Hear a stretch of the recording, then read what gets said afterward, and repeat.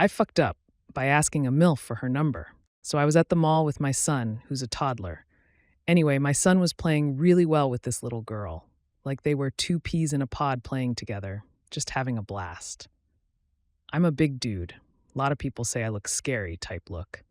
Anyway, my son is playing, I'm eating my lunch, and I decide I need to figure out who this girl's parents are. I figure it out. She's apparently a hot mom. So I walk up and go, "Hey, our kids are playing together. Maybe I can get your number and we can set up a play date." She looks at me and goes, married. I was thinking that's nice. My son wants to play with your daughter, so I said, me too. My wife would love to meet you. Our kids are playing well together. Do you want to set up a play date? At that point, her husband walls up and she goes, "This guy is asking for my number after I told I'm married." At this point, I'm thinking, fuck it, not worth it. I apologize and sit down and wait for my son to finish playing. Diak's son was playing with a little girl, tried to get the girl's parents' info so we could set up a play date. Her mom thought I was trying to pick her up. Should have turned to the husband and said the same thing. "Hi, our kids are playing well together. Can I get your number so maybe we can set up a play date?" By telling my roommate to drop his Japanese fetish. My roommate only likes Japanese girls. He has never met a Japanese person in his life. Everything he knows he's learned from anime. He has shown me his dating profiles on Mixeruse, which I thought was straight up delusional. But since I didn't want to have an uncomfortable conversation with him and was certain he wouldn't hit, I didn't bring it up. But recently, he actually brought a girl over who looked decent and really cute. An actual real-life Japanese girl. She swings by for his date, and I'm trying so hard to contain myself and want to high-five him so bad. Anyhow, he goes out with her, and turns out she got really weirded out by him because he kept bringing up these anime references thinking she would get it and reciprocate. I don't know what to say, except I knew it would happen. He's a really nice guy, just that he needs to drop the Japanese girl anime pedestal thing and be more normal. So I sit him down and start telling him how it's super weird to real females and how they aren't like that, and how if he gets out of this mentality, it would definitely improve his chances. He starts crying and doesn't want to talk to me anymore. He is also moving out next week. I lost a friend and someone to help pay the rent. TLDR. Don't try and get someone out of their fantasy place. Regardless of what good you think you are doing for them. By eating a week-old Chick-fil-A sandwich. I knew the risk, but it was convenient. Had been sitting in my fridge for a week. I figured at worst I'd get diarrhea, but lunch was lunch. About 2 bites in, I realized that the sandwich didn't even taste good. The pickles were totally dehydrated and were practically translucent. The chicken itself was looking gray. I didn't have to finish the sandwich, but I told myself it wouldn't be a big deal and to eat it anyway. Well, now I'm on the toilet, I'm pooping, but have the trash can nearby so I can vomit at the same time. I dake why I ate the sandwich. It was not worth it. I intentionally didn't tell my spouse I was going to eat it because I know they'd tell me this was a stupid idea. For some reason, I really wanted to see this through. So cheers, and do not eat old chicken sandwiches. TLDR. I ate a week-old Chick-fil-A sandwich, and now my insides are pouring out of me like lava. Update. I got pretty concerned about my health. I saw my doc, and I'm good. I pooped, vomited everything out. Obviously, I shouldn't have eaten it. I did stop by Chick-fil-A after I left the doctor's office, but this time I got the nugs and a lemonade. I ate it fresh rather than leaving it on the counter for several hours and sticking it in the fridge for a week. Lesson learned. Not eating any more old food at all, ever, for any reason. By telling my girlfriend's mom to make herself useful. This happened this morning, and I still feel like an idiot. We were organizing the house, and my girlfriend's mom popped by. After some chatting, she asked if we wanted help with anything, as her day was freed up. I looked around the house and then said, "Yeah, if you want to make yourself useful and pull all the shoes out from the rack." She stopped, completely flabbergasted, and stared at me for a few seconds. I stared back at her because I could sense that something was clearly wrong, but I had no idea what.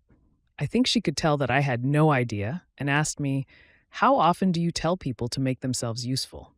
Turns out that it's actually a rude thing to say, and not a single person in my life has ever corrected me on it.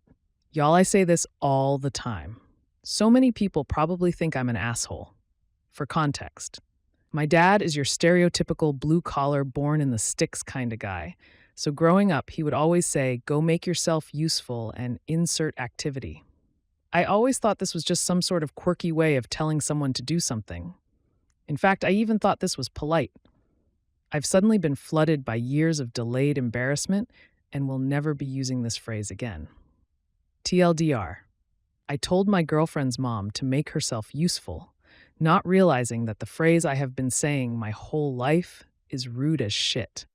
Edit. I somehow managed to delete my previous edit, so I'll make this one shorter as I don't feel like typing it all out again. Firstly, GS mom was not offended or being a Karen. It just kind of took her off guard and we all had a good laugh afterwards. Second, where I live currently and grew up, I don't hear this phrase used by anyone.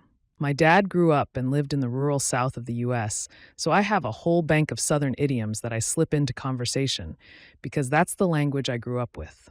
Third, it seems like there's a lot of really cool data here. Some people think it's rude, some don't.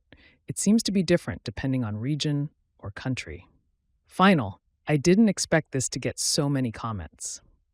Thanks to everyone that shared their thoughts in a civilized way. This has been fun to read through. By trying to be romantic. I wanted to surprise my partner with a romantic candlelit dinner tonight. We've both been super busy lately, and I thought a special evening at home would be a perfect way to reconnect. I went all out, cleaned the apartment, cooked their favorite meal, and set the table with our best dishes. To create the perfect ambiance, I bought a bunch of scented candles and placed them all around the living room and dining area. As I was putting the finishing touches on the meal, I realized I might have gone a bit overboard with the candles.